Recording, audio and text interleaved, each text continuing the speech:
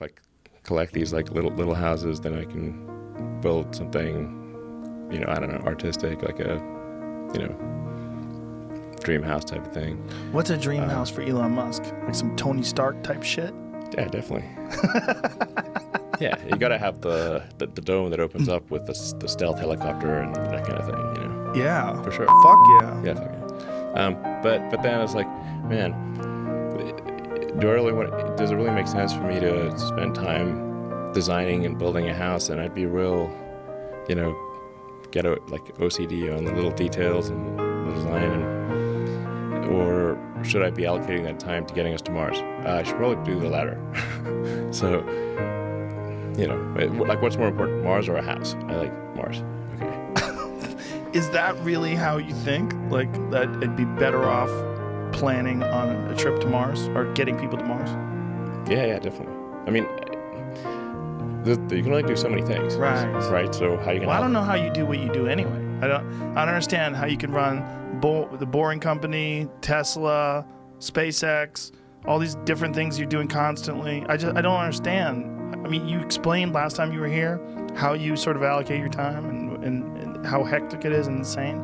I still don't. The productivity is baffling. Just doesn't make sense how you can get so much done.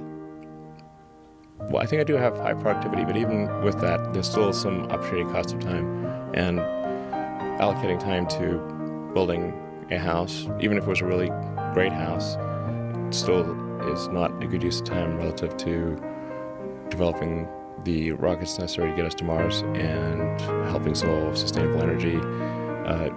SpaceX and Tesla are by far, by the most amount of like brain cycles.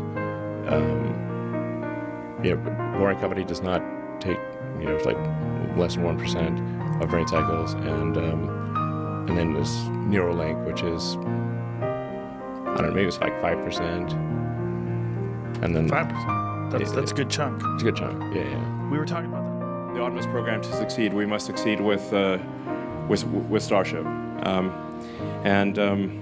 like I said, we actually want to far exceed what NASA has asked us to do.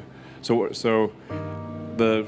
we want to go far beyond the NASA requirements and actually be able to put enough payload on the moon with enough frequency that you could actually have a permanently occupied moon base. That's the next really big threshold from Apollo, is have an actual moon base.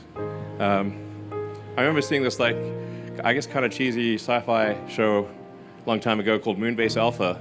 I don't know if anybody's seen that, but like the moon actually drifts away from Earth. Now this is not going to happen, but it was a cool show, Moonbase Alpha. But we need a real Moonbase Alpha, and we're going to do it.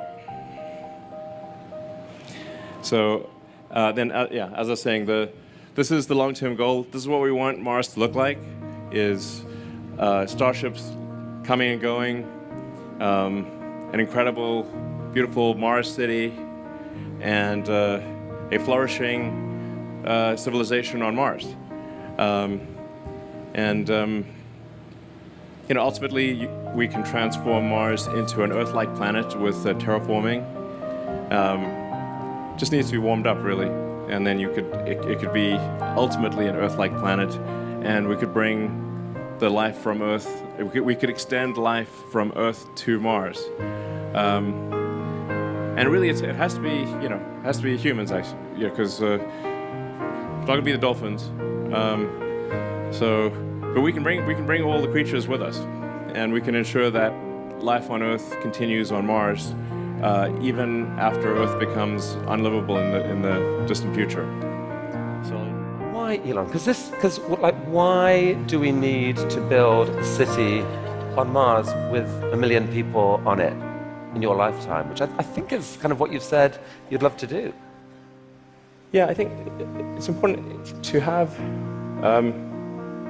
a future that is inspiring and appealing. I mean, I just think that there have to be reasons that you get up in the morning and you want to live. Like, why do you want to live? What's the point? What inspires you? What do you love about the future? And if we're not out there, if the future does not include being out there among the stars and being a multi-planet species, I find it's incredibly depressing if that's not the future that we're going to have.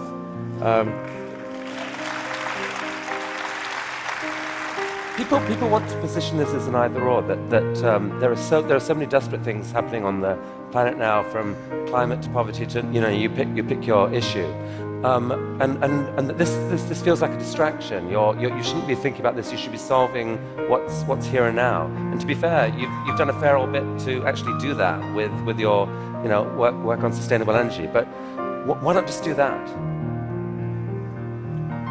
Well, I think there's.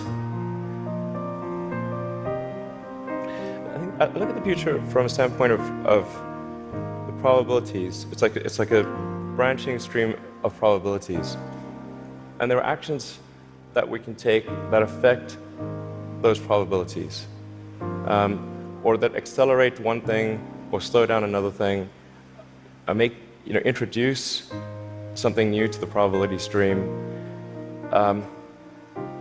Sustainable energy will happen no matter what. If there was no Tesla never existed, it would have to happen out of necessity. It's tautological.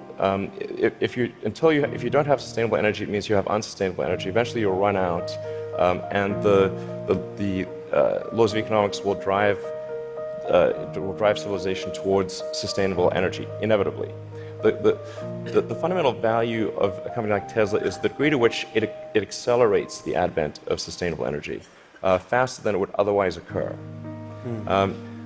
So when I think what is the fundamental good of a company like Tesla, I would say hopefully it does. If it accelerated that by a decade, potentially more than a decade, that would be quite a good thing to occur. That's what I consider to be the fundamental sort of aspirational good of Tesla. Then there's becoming a multi-planet species and spacefaring civilization. This is not inevitable. It's very important to appreciate this is not inevitable. The sustainable energy future, I think, is largely inevitable, but being a spacefaring civilization. Listening to you and look at the different things you've done, that you've got this unique double motivation on everything that I find so interesting. Which is one is this desire to work for humanity's long-term good. The other is this desire to do something exciting, and it's often. It feels like you feel like you need the one to drive the other.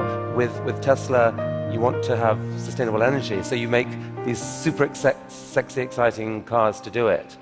Solar energy, we need to get there, so we need to make these beautiful roofs. We haven't even spoken about your newest thing, which we don't have time to do, but you want to save humanity from bad AI, and so you're going to create this really cool brain-machine interface to give us all infinite memory and telepathy and so forth. And on Mars, it feels like what you're saying is, yeah, we need to save humanity and have a backup plan, but also we need to inspire humanity, and this is a way to inspire. I think the value of beauty and inspiration is very much underrated, no question. But I want to be clear. I'm not trying to be anyone's savior.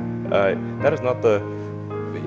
I'm just trying to think about the future and not be sad. Beautiful statement.